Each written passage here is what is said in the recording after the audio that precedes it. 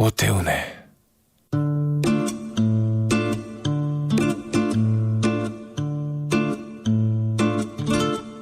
시사본부. 네, 1시 9분 지나고 있습니다. 시사본부 청취자 여러분들의 참여 기다리고 있습니다. 샵 9730으로 의견 보내주시면 소개해드리도록 하겠습니다. 짧은 문자 50원, 긴 문자 100원, 어플리케이션 콩은 무료로 참여하실 수 있습니다. 팟캐스트와 콩, KBS 홈페이지를 통해서 시사본부 다시 들으실 수 있고요. 유튜브를 통해서도 생중계되고 있습니다. 일라디오 혹은 시사본부 이렇게 검색하시면 영상으로도 방송 모습 만나실 수 있습니다. 자, 수요일 전문성과 현장성 살아있는 고품격 하이 퀄리티 범죄 수사 토크를 지향하는 아는 경찰 시간이 있습니다. 배상훈 전 서울경찰청 범죄심리 분석관 나오셨습니다. 어서 오십시오. 안녕하세요. 네, 김은배 전 서울경찰청 국제범죄수사팀장도 함께하십니다. 안녕하십니까? 안녕하십니까? 예. 그 전에 지금 KBS에서 미국 대선 현재 확보된 선거인단 알려드리고 계속해서 진행하도록 하겠습니다. 바이든이 192명, 트럼프가 108명 확보했다고 지금 KBS에서는 발표를 하고 있고요. 270명을 확보하게 되면 대통령이 되는 겁니다.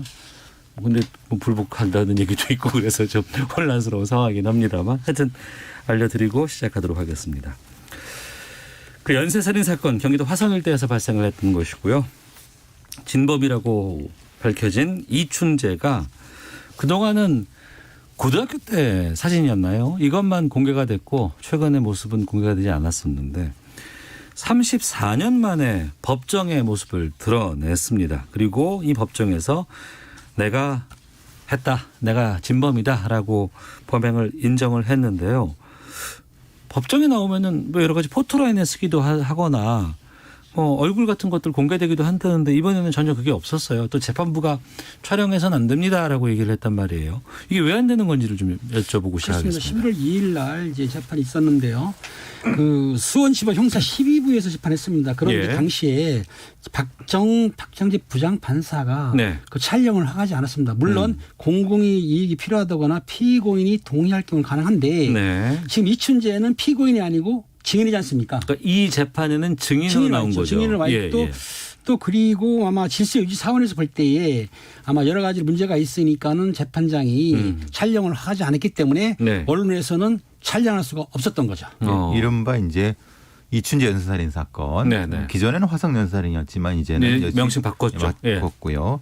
이 재판은 8차 사건의 범위로 처벌받았는데 거기에 여러 가지 문제가 있다고 해서 재심이 청구된 그러니까 재심 사건입니다. 네네. 정확히 말하면 여기에 피고는 정확히 윤석열 씨가 되는 거죠. 그러니까 그 재판에 피고인인데 그러니까 했는데 이춘재는 정확히 말하면 증인이기 때문에 예. 그러니까 무죄를 밝혀줄 그렇죠. 증인이 되는 거죠. 강력한 증인이 되는 거예요. 왜냐하면 나머지 여러 가지 물적 증거들은 훼손돼 갖고 확인할 수가 없고 그렇다고 하면은 증인의 입장인 아무리 그 공적인 어떤 요소가 있다 하더라도 네.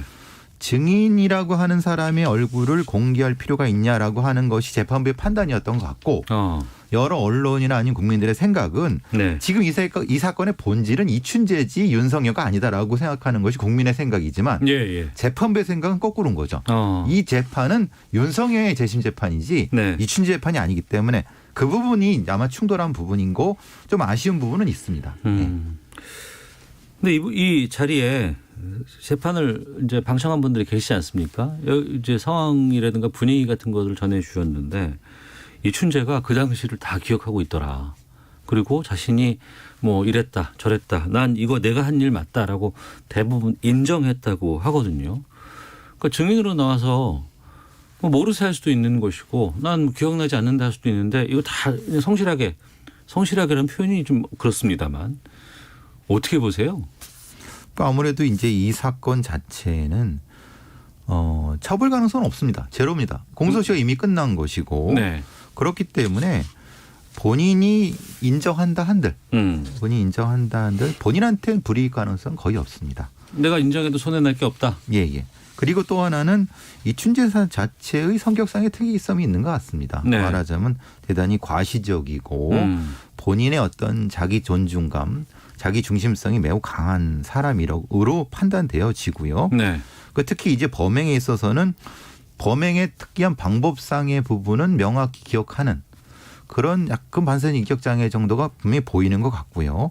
그것 때문에 자기가 기억하고 싶은 것만 기억했고 거기에 따라서 진술을 한 거는 그냥 자기의 일이라고 생각했던 것 같고요. 네. 그것을 국민들이 판단하는 부분에서 굉장히 분노하고 이런 부분에 대해서는 딱히 이 사람은 생각하는 것 같지 않습니다. 그러니까 본인 중심으로 얘기를 한 것 같고요. 네. 그래서 이제 줄줄 털어놓았다라고 생각이 제 판단은 그렇게 듭니다. 지금 교수님 말씀도 맞는데 사실은 이춘재가 그 무기징역을 받았을 때 처제를 살해했을 경우에도 그 DNA가 나왔는데도 계속 부인했어요. 네. 병원까지 갔습니다. 계속 부인했었고 우리가 이제 미제 사건 처리해가지고 DNA가 나와가지고 이춘재를 만났을 때도 부인했습니다. 절대로 아니라고 했어요. 네네. 하지만 끈질기게 수사를 했고 프로파일러들이 면접을 해가지고 그 버티던 걸 무너뜨린 다음부터 어차피 이 건으로 해가지고 자기가 가석방으로는 나갈 수가 없다고 본인이 인지한 거예요. 네. 이 이춘재가 잔인하지만 치밀한 성격입니다. 그러니까 어차피 이 사건으로 해가지고 내가 뭐 범인 처벌 받으니까 가석방은 안 된다. 그럴 바에야 교수님 말한 대로 어차피 된 거라면은 자기 과시라든가 그런 걸 합리화시키기 위해서 어차피 얘기 다 한 거라고 보는 거예요. 그러니까 자기가 그 사람들을 사건을 도와주는 거라든가 피해자를 위해서 한 게 아니고 어차피 자기가 더 이상 나갈 데가 없으니까는 그냥 있는 대로 진술한 것이다. 라고 보는 거죠. 네. 그리고 법정에서 이런 얘기를 했네요. 내가 범행을 잘 뭐 숨기거나 이러지도 않았는데 나는 경찰 수사에서 용의선상에 당시에 오르지 않았었다. 난 그게 이해가 되지 않는다. 그래서 경찰을 좀 이렇게 좀 뭐라 그럴까 힐난하는 좀 이런 그 표현을 썼어요. 이건 어떻게 보고 계세요? 그러니까 지금 자기 책임을 이춘재는 피해자라든지 수사기관 돌리는 건데 당시에 범행을 했을 때 증거가 많지는 않았습니다. 네. 왜냐하면 정말 스모킹 건이 없었어요. 그러다 보니까 결정적 증거가 없으니까 수많은 형사들이 달려들여서 수사했는데도 불구하고 네. 이춘재를 검거 못했는데 당시에 이춘재가 용의선상이 떠오른 건 사실이에요. 하지만 알다시피 여러분들이 알다시피 혈액형이 틀리다는 것 때문에 배제시켰던 거예요. 성급하게. 그러다 보니까 이춘재가 배제해자가 돼버리니까 다른 사람을 수사해가지고 억울한 일이 생겼는데 당시에 이춘재가 자기가 여기 뭐 할 때 보면은 숨긴 것도 아니다. 은폐한 거 아니다. 절대로 아니죠. 자체도 은폐를 했고 범행을 들키지 않으려고 본인은 최선을 다했지만은 경찰에서는 그 증거를 큰 증거를 찾지 못하고 미미한 증거를 찾았기 때문에 이춘재를 특정하지는 못했던 거죠. 네. 아무래도 이것은 이춘재가 여기에 나오게 된 이유와 연관이 되는 것 같습니다. 어떤 뜻입니까? 이춘재는 분명히 8차 사건이 조작되고 있는 걸 옆에서 봤을 겁니다. 그랬겠죠. 그렇죠? 윤석열 씨가 잡혀가고 그럼 바로 옆에 있었을 거거든요. 거기 살았기 때문에 바로 옆에 살았기 때문에 불과 한 몇백 미터 앞에 살았고 또 하나는 9차 사건 말하자면 초등학생 실종 사건 지금은 이제 지금 9차 살인 사건이지만 그 사건이 은폐되고 있는 것도 조작되고 있는 것도 이춘재는 봤을 겁니다. 내가 범인인데라고 생각하고 그렇죠. 있으면서도. 네. 그걸 정확히 옆에서 지켜봤죠. 그걸 보고 있다고 한 이춘재의 경험상으로 봤을 때 경찰의 행동 자체는 어떻게 보면 되게 바보같이 수사를 한다. 그걸 여태까지 계속 기억해 놓고 있었죠. 30년 넘게. 네네. 그걸 얼마나 말하고 싶었겠습니까? 그렇죠. 참. 생각해 보십시오. 옆에서 저렇게 나 저거 아는데 저거 내가 했는데 이렇게 했을 거 아니에요. 그렇죠. 속으로. 근데 보는데 언덕에 보니까 경찰들이 저거 시체도 저렇게 숨겨 저렇게 엉망으로 해. 내가 범인인데 저렇게 증거도 저렇게 야 이건 뭐 내가 생각했는 경찰 별로 아닌데라는 생각을 계속 가지고 있었고 재소 기간에도 그것을 은연중에 다른 재소한테 자랑도 많이 했을 것이고. 그러니까 이번 그 재판정이 대나무 숲이 된 거네요. 그렇죠. 결국은 이걸 말할 수 있는 임금님기는 당나귀라고 하는 떠벌릴 수 있는 저는 사실 이 이춘재가 나온 목적 자체가 이것이 아닐까 생각이 듭니다. 윤석열의 건은 부차적일 수 있다. 네. 그렇지 않고서 이렇게 경찰을 공개적으로 모욕 주고 망신 주고 하는 이거지 않습니까? 사실은. 네네네. 이게 사실 대한민국 경찰이 사실은 좀 많이 부끄러워야 되는 부분이지만 그건 차치하고라 하더라도 이 자체에 대한 부분에 대해서는 아까 팀장님 말씀하신 것처럼 이춘재의 범행 자체는 계획적인 게 높고 그러니까 자기가 한 것은 잊어버리고 경찰의 바보 같은 수사만 비난해서 자기를 높이려고 하는 그런 심리적 특성이 있는 것 같습니다. 네. 그리고 진범이 밝혀진 것도 어찌됐건 간에 한참 시간이 흘렀지만 그걸 밝힌 것만으로도 난 전 의미가 있다고 생각이 들고요. 다만 이렇게 8차, 9차 이렇게까지 연쇄살인범으로 어떻게 사람이 이렇게 할 수 있을까? 도대체 그 배경이 무엇일까라는 궁금증도 참 많이 들었거든요. 두 분께서 좀 알고 계신 게 있으면 좀 얘기를 좀 해주세요. 이게 지금 이춘재의 그래서 범행의 특징이라든가 이춘재가 연쇄살인범이 어떻게 됐는가에 대한 배경에 본인이 얘기하는 건 그겁니다. 당신 동기가 뭐냐? 왜 그러느냐라고 하지만 동기는 얘기 안 합니다. 아 그래요? 왜냐하면 아니 그냥 해다 보니까 이렇게 됐다. 그러니까 뭐 말이 됩니까 그게 사람을 근데 죽여놓고. 본인의 진술은 그렇게 하는 거죠. 근데 이거는 연쇄살인범, 사이코패스 연쇄살인범의 특징을 잘 몰라서 이렇게 질문한 거고 아마 변호사님이 그거를 간과하셨던 것 같은데 실제로 이런 종류의 살인범들은 왜에 대한 얘기를 안 합니다. 네. 왜라고 물으면은 왜를 회피합니다. 왜냐하면 이 사람들한테 살인은 왜가 의미가 없습니다. 어떻게가 의미가 있습니다. 어떻게 자기가 방법을 써서 이렇게 했다는 거에 대한 자기 중심적인 것이 중요한 것이지 왜라는 것이 존재하려고 하면 공감이 있어야 되죠. 그렇죠? 동기가 있다. 말하자면 내가 복수심에 죽였다. 성적 문제 때문에 죽였다라고 하면 어떤 이유가 있는 거죠. 그것은 사람에 대한 어떤 공감 능력이 존재한다는 걸 전제하는 건데 이 사람은 그것이 없다고 본다면 사실 왜라는 걸 묻는 것은 의미가 없다고 보여지는 거죠. 예. 근데 좀 이춘재 씨가 이중적인 것은 당시 이제 본인이 진술하기에는 어릴 적에 동네 누나한테 성폭행을 당했다고 주장을 했어요. 그리고 전차병으로 근무한 거 알고 있는데 저도 전차병이었었거든요.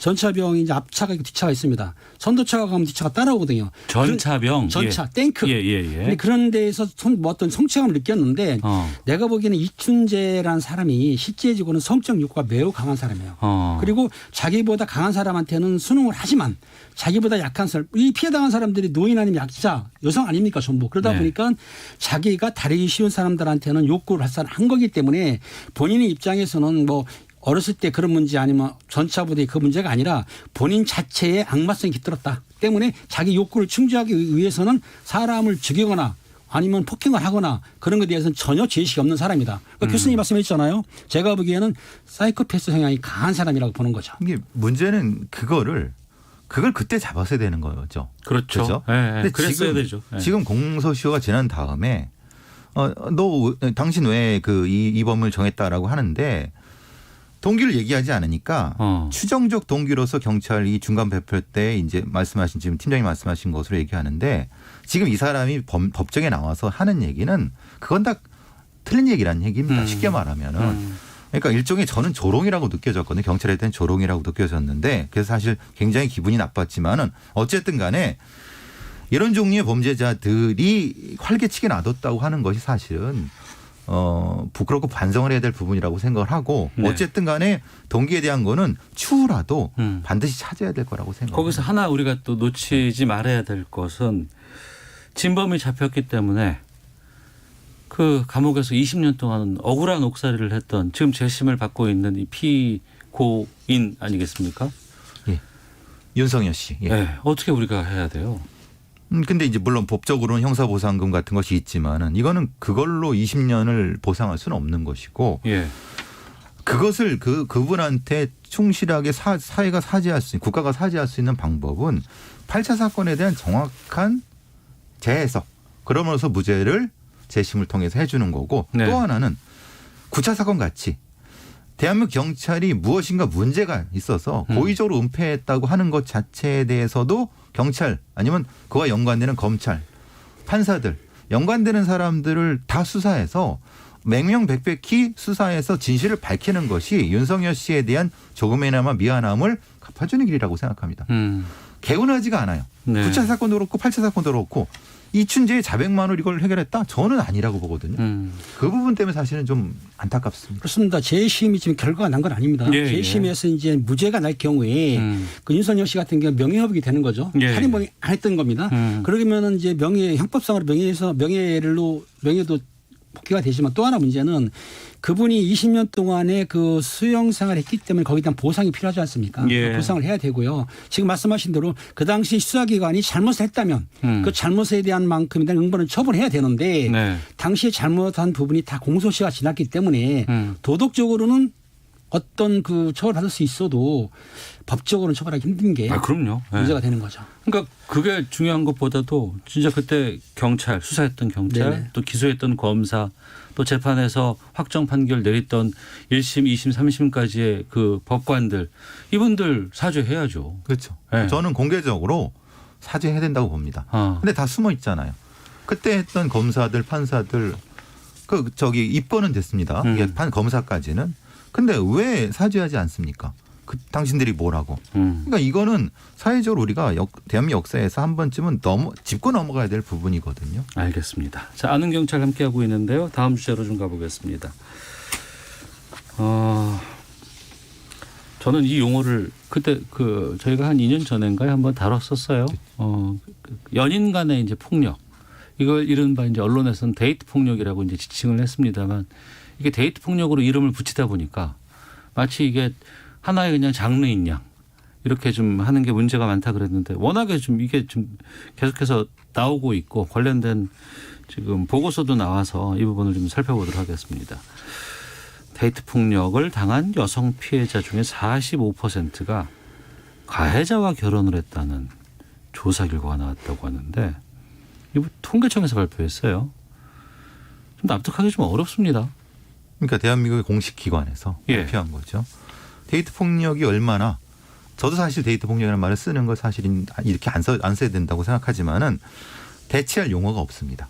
어쨌든 이런 형태의 어떤 폭력이 실제로 우리 사회에 아주 광범위하게 내재화되어 있다는 것. 네. 이것이 데이트 폭력 단계에서 끝나지는 것이 아니라 결혼 단계에 가서 가정 폭력 단계로 가는 거고 가정 폭력 단계로 나오면 그다음에 그 사람들이 결국은 아동 폭력까지 가는 이 연결성의 초반에 있다는 것.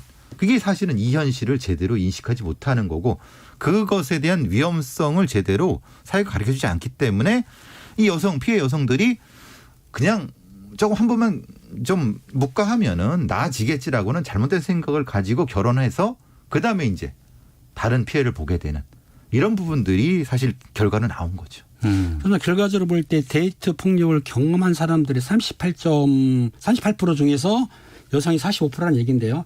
실제적으로 데이트 폭력에 대해서 우리 국가기관, 수사기관에서 명확하게 지침 내린 거는 참 애매하긴 하거든요. 하지만 제가 보고 또 이 문헌에 보게 되면은 그 협박, 폭행, 상해, 강금, 납치 당연히 데이트 폭력인데 여기에 플러스되는 게 과한 통제라고 있습니다. 과한 통제. 과한 통제라든가 감시라든가. 무슨 말이냐면은 여자친구가 어디에 있게 되면 남자가 전화를 걸렸습니까? 그럼 물어봐요. 거기 어디야? 뭐 하고 있어? 이렇게 자세히 물어봅니다. 어느 사람 같은 경우에는 그럼 너 있는 곳에서 그 휴대폰 카메라를 찍어서 보여봐. 이런 분도 있어요. 이것도 데이트 폭력입니다. 무슨 말이냐면 꼭 물리적 행사도 있지만 정신적으로 압박하는 것도 폭력이기 때문에 그런 일 하고 나선 괜히 내가 너 사랑해서 믿을 그렇죠. 이런 얘기 하고 있는 거 아니에요? 그렇게 하는 거죠. 그러니까 과하게 장소를 물어본다든지 하다못해 옷도 야하게 입지 마라 아니면 짧은 거 입지 마라 이런 것도 데이트 폭력으로 볼 수가 있는 거죠. 그러니까 이 폭력이라는 것을 우리 사회에서는 너무나도 잘못 알고 있는 겁니다. 네네. 말하자면 그런 과한 집착이라고만 얘기할 뿐이지. 그걸 행동 통제라고 합니다. 지금 팀장님 말씀하시는 거는 행동 통제라는 범주입니다. 데이트 폭력죄 행동 통제라는 범죄인데 전화를 하루에 한 90번 정도 안 받으면 화내고 그리고 그 다음 날 왜 그랬냐 그러면 사랑해서 그랬다라고 넘어가는 계속 그렇게 넘어가는. 그게 결국은 근데 문제는 그거 자체가 여성 피해자들은 당연히 그렇게 사랑하니까라고 생각해서 다시 결혼으로 가는 그 결과라고 하는 거죠. 근데 그거는 명확히 행동 통제라고는 폭력의 하나이고 그것은 폭력의 진화가 이루어져 갖고 신체적 또는 그 이상의 폭력으로 진화할 가능성은 상당하다라는 것이 연구 결과인 거죠. 그러니까 데이트 폭력이라고 얘기하는 게 아니고 그냥 폭력이고요. 그냥 폭력이죠. 네, 폭력인 거예요. 그리고 그 어떤 폭력은 정당화될 수 없습니다. 그렇죠. 어떤 이유라고 하더라도. 그런데 그것을 마치 데이트 폭력이라고 얘기를 하게 되면 좀 저기는 좀 관계가 좀 그런가 보다 좀 독특한가 보다 이렇게 넘어가는 경우도 있고. 근데 그러다 보니까 신고가 있어야지만 이게 범죄로 연결이 돼서 처벌하거나 이 죄를 물을 수 있는데 이것도 신고조차도 안 되고 있는 경우가 상당하다면서요.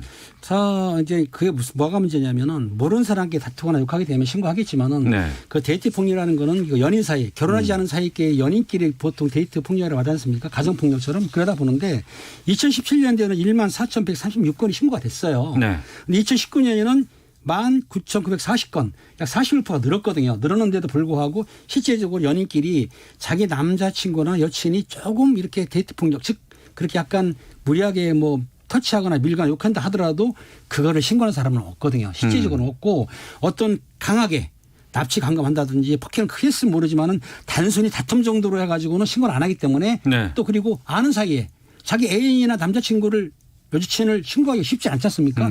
그러다 보니까 신고 건수가 낮아진 게 된 거고 또 개인 간의 문제라 하지만은 둘이 친밀한 관계이기 때문에 신고를 했다가도 합의를 해주기 때문에 처벌하는 순위도 낮아진 거죠. 문제는 그겁니다. 지금 이 진영이 말씀하신 관계는 그나마 관계가 있는 상태에서의 어떤 건데 일방적일 수도 있잖아요. 상당수는 일방적인 형태의 스토킹 형태입니다. 예를 들면 내가 저 여자를 한테 어떤 뭐 예를 들면 관심을 표명을 했는데 그걸 관심 표명이 아니라 사귄다고 말을 해버리는 겁니다. 근데 사귄다고 말을 해버리면은 문제는 그렇게 해서 신고된 것을 수사기관이 아니면 사법기관들이 둘을 연인 관계로 착각해버리는 거나 아니면 그렇게 간주해버리는 겁니다. 아, 그 문제가 있군요. 그렇죠. 이런 범주가 데이트 폭력이 상당수 있다는 겁니다. 그러니까 전자 같은 경우는 그래도 둘의 관계가 있었기 때문에 그렇다고 쳐도 사실 그것도 안 되지만 후자 같은 경우는 절대 그래서는 안 되는데 이걸 그렇게 연결해버리기 때문에 이 범죄가 얼마나 위험하다는 걸 모르는 상태로 처벌 처리되는 거죠. 알겠습니다. 결론을 좀 내려야 될 것 같은데 이 문제에 대해서는 그건 헤드라인 뉴스 듣고 기상청 교통정보 확인하고 와서 두 분과 계속 말씀 이어가도록 하겠습니다.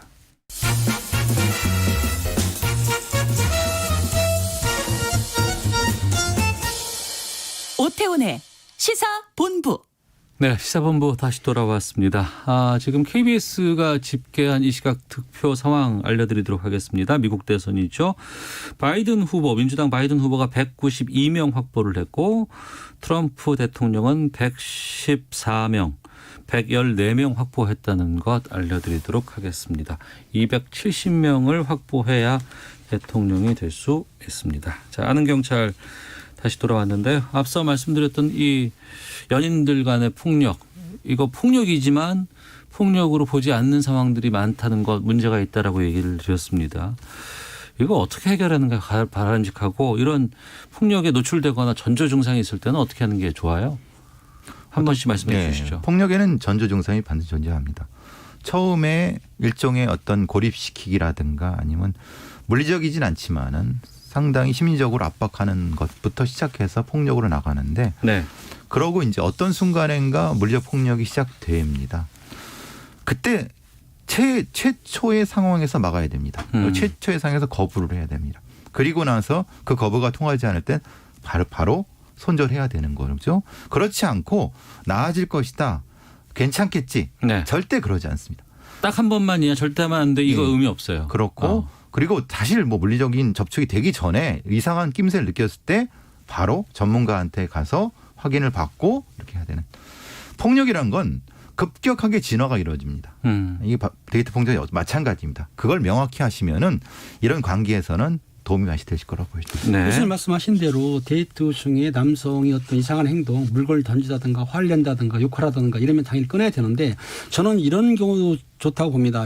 영국에 보면 클레어법이라고 있어요. 클레어법? 클레어 여성이 이제 살해 당했는데 당시에 데이트하는 남성이 전과자인 줄 몰랐던 거예요. 그런 성폭력 전과자인 줄. 그러니까 우리나라는 지금 전과조회가 못하고 있습니다. 하지만 데이트하는 남성이 혹시 나한테 폭력을 위할 가해가 있으면 그 피해 여성이 전과조를 할 수 있게 이 남자가 성적인 문제가 있는 전과자를 그러면 미리 끊겠죠.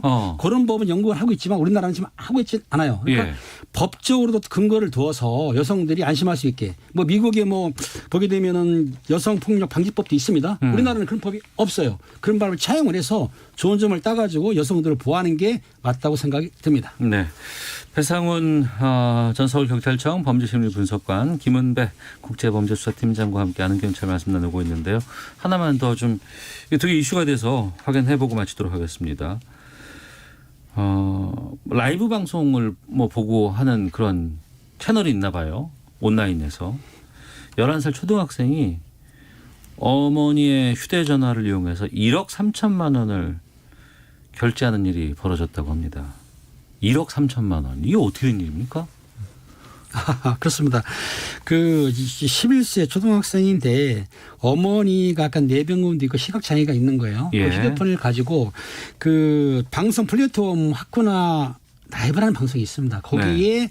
VJ한테 8월 2일부터 10일 사이에 그 결제를 한 거예요. 휴대폰 했는데 무려 네. 1억 3천만 원을 결제를 했어요. 그러니까 초등학생이 말도 안 되는 결제를 했기 때문에 부모가 깜짝 놀란 거죠. 그래서 네. 환불 요청을 했던 사건인데요. 일부는 받을 수 있다 약속을 했는데 그중에 BJ 한 분이 한 4,600만 원 정도는 못 주겠다. 그렇게 했기 때문에 지금 문제가 된 거죠. 이게 이제 인터넷 방송이라고 하는 게 소위 이제 유튜브 같은 경우는 슈퍼챗이라고 하는 네. 이제 흔히 말하는 또 뭐 후원금, 기부금 같은 것들을 현장에서 줄 수 있잖아요. 바로 네. 쏴주는 네. 형태거든요. 그게 이제 지금 이 경우는 어떻게 됐냐면 이 어린아이의 휴대폰이 아니라 어머니의 휴대폰인데 그 어머니의 휴대폰이 그분의 금융 결제 계좌랑 연결돼 있었는데 하필 네. 그 결제 계좌에 전세금이 입금돼 있었던 거예요. 그러니까 이 아이가 자기도 모르게 계속 쐈는데 그 돈이 없었으면 안 나갔지만 예. 그 돈이 계속 있었으니까 계속 나간 형태가 된 거죠. 이거 되네. 그리고 계속 줬겠네요. 그런데 이제 지금 이 BJ들이 변명하는 것은 이겁니다. 아니 직접 쏴준 것이지 않느냐. 네. 내가 그 어른이 쐈는지 어린이가 쐈는지를 어떻게 확인하느냐라고 BJ들은 항변하는 것이고 제도상의 문제가 분명히 존재합니다. 왜냐하면 어린아이들이 쐈을 때 어른이 사용했을 때 이걸 구분을 못하는 상황 그리고 이런 경우에 환불 조건이나 어떤 제도적 장치 이런 부분들이 전무합니다. 그렇기 때문에 지금 이런 문제가 발생하는 거죠. 그러니까 법적으로 돈을 돌려받을 수 있는 방안은 없는 거예요, 지금? 지금 그 BJ 35명한테는 받기로 했지만 나머지 한 명의 문제거든요. 컨텐츠 분쟁 조언위에 조정을 신청했는데 법적으로는 사실상은 그 결제가 정상적으로 이루어진 거지 않습니까? 보이스피싱도 아니고 네. 그러다 보니까는 법적으로 하게 되면은 피해자가 그 환불 받기가 쉽지 않기 때문에 조정을 통해서 받아야 되는데 아마 제 생각에는 그 VJ라는 사람이 실제적으로 그 어린아이 한 걸 알고 됐다는 거예요. 이제 네. 그런 문제를 소송을 가능할 것 같아요. 어린아이 11세 먹은 애가 과연 경제활동할 수 있느냐 예. 이런 문제를 하면 되지만 거기에 하기 위해서는 또 소송도 해야 되고 복잡한 일이 생기기 때문에 제 생각에는 조정을 해서 그러니까 상황 알고 있으면 좀 돌려주지. 그럼 그런데 좋죠. 이제 문제는 네. 이 사람들이 그걸 또 딴 사람의 계좌로 해서 써버렸으면 이런 문제가 생길 수 있는 거고요. 예. 또 하나 그래서 판사님들도 그런 거죠. 좀 안타까워서 조정을 시도하려고 했는데 이쪽에서는 이미 써버렸다고 하니까 그럼 그걸 또 민사소송을 하려면 책임을 물어야 되는 이런 문제 때문에 제도적인 어떤 규정이 분명히 있어야 되겠다. 지금은 없기 때문에. 근데 이건 저희가 누군가의 일이었기 때문에 이렇게 얘기를 할 수 있지만 어디선가 저도 이제 자녀가 있기 때문에 이런 일들이 내가 모르는 사이에 벌어질 수도 있는 거 아니겠습니까? 그러니까 부모님이 잠깐 주무실 때 아이가 그거 해갖고 예. 계좌가 켜진 거를 지문 인증이 다 된 거죠. 예. 써버리면 어떻게 할 거냐. 그거 몇백만 원이라도. 그러니까 그럴 때 어떻게 해야 돼요? 계좌 이체를 막아야 되고요. 계좌 이체를 막아야 된다. 비밀번호 수정해가지고 아이가 쓴다 하더라도 비밀번호는 못하니까 그 계좌 이체는 인증이 들어가거든요. 그런 거를 막아놓게 되면 실제적으로 그렇게 해야 못하는데 이번 경우는 좀 특이한 경우입니다. 알겠습니다. 막아놔야겠네요. 저도. 막아놔야죠. 아이들의 경제 교육이 확실히 돼야 되죠. 알겠습니다. 자, 아는 경찰 배상훈 전 서울경찰청 범죄심리분석관 김은배 전 서울경찰청 국제범죄수사팀장 두 분과 함께했습니다. 두 분 말씀 고맙습니다. 감사합니다. 감사합니다.